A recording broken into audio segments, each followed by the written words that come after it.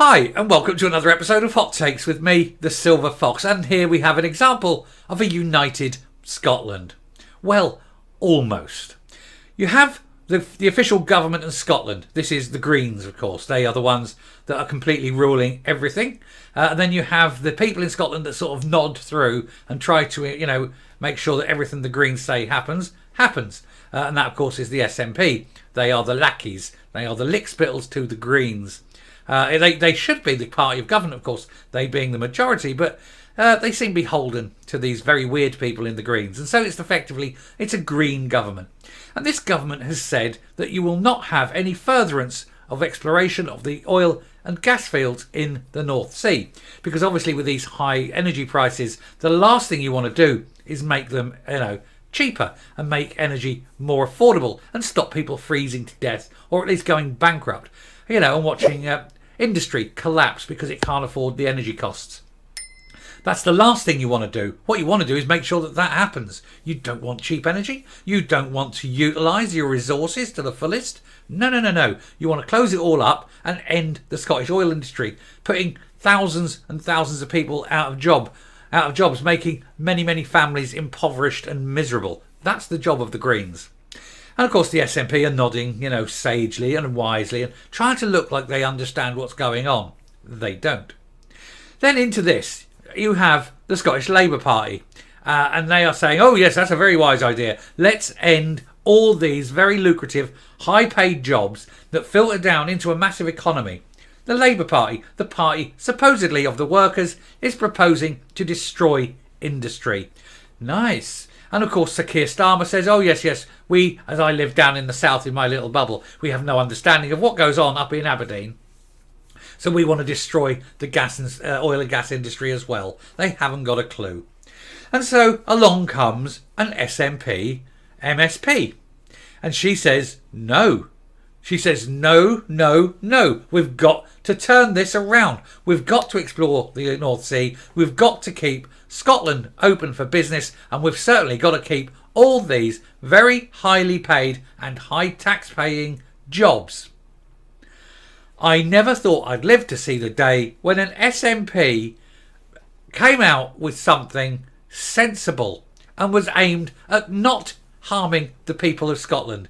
Okay, she's a lone dissenting voice crying in the wilderness, but she is there, and we must tip our hats to this woman. Let's look and see.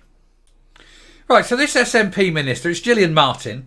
She's attempting to U-turn on the North Sea oil and gas opposition following a local outcry because the people have had enough of this green rubbish.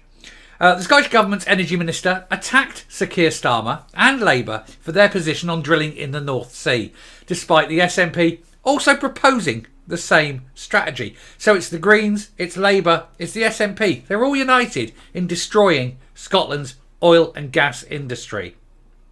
One of the biggest money spinners for the country. And remember, when Nicola Sturgeon was going on about Scotland being independent on the world stage, she was going, all that oil money was going to do it. Well, it ain't going to do it if you haven't got an oil and gas industry. What the hell do you think people are going to buy? Shares in haggis farms? You idiots. Anyway, the SNP have been accused of attempting a U-turn on its opposition to oil and gas drilling in the North Sea in a bid to avoid electoral oblivion in the northeast of Scotland. No, it's not the SNP accused of this. It's this one woman, this one brave MSP who actually went out and listened to the people she represents and said, no, I am not giving my utter loyalty to the party. I'm giving it to my constituents. And she said no. So I've got to be honest. I say, can't stand the SNP, don't like their politics.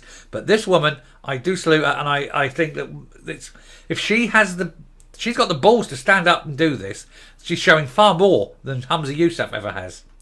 But anyway, this has been labelled as cynical posturing by the Scottish Tories, who pointed out they were the only party who will protect the livelihoods of thousands of workers in the industry. Yeah, I mean, this woman, let's not patronise her. This woman, Gillian Martin, she's going to get a lot of flack from her own side, but she is at least standing up for them. So, I think it's a bit disingenuous of the Tories there to be running her down when she's actually agreeing with their policy. I mean, Bit ungentlemanly, don't you think? Anyway, Aberdeenshire East MSP Gillian Martin, who is also an energy minister, even blasted Labour for its position on the sector after Sir Keir Starmer said he would oppose all future developments in the North Sea. If there's something guaranteed to destroy Scotland, it is the destruction of the oil industry. One thing guaranteeing that Scotland will never, ever be able to afford independence. So what Sir Keir Starmer is saying there is that he will, with one policy, utterly destroy any chance Scotland ever has for independence. So you could say it's a genius move in terms of keeping the Union. But at what a price? Where poverty and misery is the price. And who do these people in Scotland go to vote? Well, I was going to go, I can't stand SNP. I was going to vote Labour. Labour now want to destroy my country. I don't work in the oil industry, but I supply a lot of people who do. Oh, well, I can't vote Labour. Certainly not voting SNP because they want to close it as well. The Greens are out. Who does that leave? Come on. Sir Keir Starmer has just given the Conservatives a massive boost.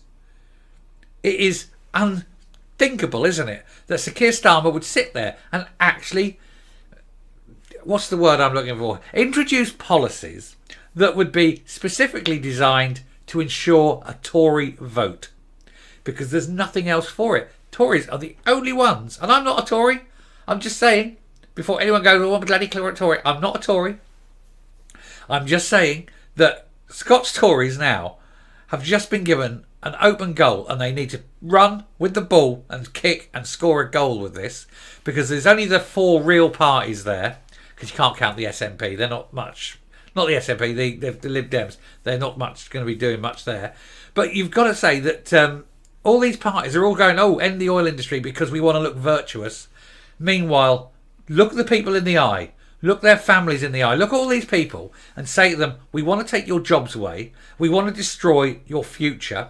We want to ensure that there's no industry in Aberdeen. We want to ensure poverty and misery are spread as far as possible. And we want to do this for the whole of Scotland, because that's what these proposals are.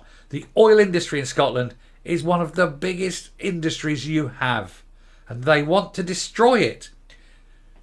Good luck to them. Good luck, Labour. Good luck, SNP. I tell you what, if you go with that, you're done. People in Scotland aren't stupid, and to be honest, even the sort of swivel-eyed loons of the SNP would see how appallingly bad that idea is. This, please God, please go with it, both of you. Greens, SNP, Labour, all go, all lead with the destruction of the oil industry. And I tell you why, it would end the SNP forever. It would be the best policy they've ever come up with. Anyway, the Scottish Government released its proposals for the future of oil and gas earlier this year, where it outlined plans to completely shutter the industry within the next 20 years. They want the SNP want to destroy the only thing that would allow them to have an independent Scotland. That is how stupid these people are. I can't even think down to that level. Honestly, these people must have cheese in their heads between their ears, because they certainly don't have a brain. This was received with an outpouring of anger. No shit, Sherlock. From people in the northeast of Scotland who rely on the North Sea for its economy, with business leaders in Aberdeen calling it a betrayal and claiming it would damage the SNP in the next election. It will end the SNP. A number of prominent nationalist politicians would be at risk, including Westminster leader Beryl Flynn. And now Ms Martin, who would also be at risk of losing a seat, has criticised Labour's position despite her own party proposing similar things in their plans. But she has to stand up and say to the leadership, no, enough is enough. She told Energy Voice at a conference in Aberdeen, I think it is too simplistic. Effectively, they're positioning themselves to be the next government of the UK, which has control over all the licences and all the activity in the North Sea and the west of Shetland. And there's the thing. Why don't the Shetland Isles go for independence? They own a vast amount of those oil fields. And just remove that from Scotland. And then they can issue their own licenses, and trust me, they will. Shetland will become the new Abu Dhabi. Anyway, I was really quite surprised at the lack of nuance in Sir Keir Starmer's statement, she said, because he didn't really mention anything about maybe climate compatibility checkpoints or anything like that. I would imagine that would make people in the oil and gas industry feel a little bit uneasy. Do you know what? These people are just unbelievably stupid. To take the only industry you have that could possibly give you independence and kill it. And kill it for what? You could close Britain down tomorrow. It would make zero difference. Except for all the people in it who would then be poverty, misery. There'd be a revolution. Put it that way. There would be a revolution. I don't think the SNP have any clue about what they're doing. I mean, I've said this for a long time, but I think this time it's dangerously so. To close that industry would be so destructive, and not just for Britain, but for the whole of the world. It would be massively destructive for the whole of the world, because without Brent crude, the oil price in the world would skyrocket, and it would cause mayhem on a world stage, and all because one tiny, insignificant, stupid man can't show a backbone and a pair of balls to the Greens that are running Scotland. Good luck. I'm coming up. You really do have to wonder about the IQ of these people, don't you? How on earth do they actually think Scotland is going to pay for itself if it's independent? You can't just send haggis around the world. Your whiskey, all right, it makes a lot, but it don't make that much. And, the haggis farming, it's a non-starter really, isn't it? I mean, keeping the bloody things is expensive. Have you ever seen the price of haggis food? Anyway, these guys are sitting there, and all of them are plotting to destroy Scotland. The SNP, let's destroy Scotland. The Greens, we really want to destroy Scotland. Labour, we don't care if we destroy Scotland, but it sounds good, so let's destroy Scotland. And I absolutely hate to say it, but the only party in Scotland that's actually saying, let's actually not destroy Scotland, is the Tories. What the hell is going on in Scotland when the Tory party is the only viable bloody option? It is witheringly stupid, isn't it, these people? They cannot grasp reality. Have they never, ever, read a newspaper or a book? I mean, obviously, they've coloured a few in and still are. I think that's about their limit. But to do this, and then they all gang on it. Oh, yeah, I'm going to destroy it quicker than you. No, I'm more virtuous than you. I'm going to utterly slaughter it. They're seeing the mass starvation, basically, of people in Scotland, the misery that they'll cause, and they're seeing this as a virtue. These people are, well, then if they're stupid, fine. If they're not stupid and it's deliberate, then they're evil. I mean, this is where you are.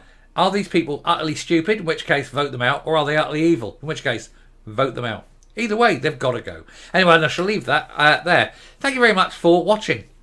If you like what you see here on the channel, please hit that subscribe button, ring the bell, leave a like, leave a comment, please share the video. And until next time, I sounded like Winston Churchill there. Stay safe, stay well, keep the taps flowing. You need the oil. We all need the oil. The world needs the oil. And goodbye.